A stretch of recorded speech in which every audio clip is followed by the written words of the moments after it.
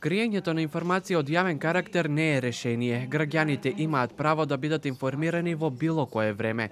Со ново упатство со спектар на механизми за подобрување на транспарентноста на институциите од јавниот сектор, надлежните ќе ја подобруваат транспарентноста. Информациите припаѓаат на населението, а не на институциите, додаде меѓу другото вице-премиерката за добро владење Славица Грковска.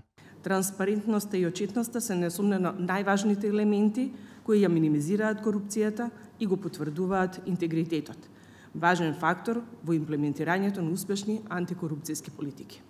Уште повеќе, имајќи предвид дека податоците и информациите што ги поседуваат институциите се податоци и информации кои што им припаѓаат на граѓаните, а не на институциите.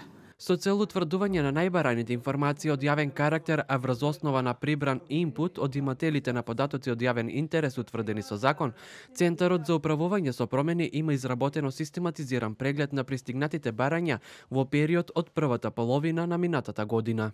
Најчесто побарувани информации од јавен карактер до имателите биле податоци околу јавните набавки, околу финансиското работење на институциите, и тоа во сите области, во областа на култура, во областа на здравство, во областа на образование и така натаму. Органите на државната власт, општините, јавните служби, предпријатијата и сите останати иматели на јавни информации во општеството се должни да ја информираат јавноста, додадоа на пресод од Агенцијата за заштита на правото на слободен пристап до информациите од јавен карактер.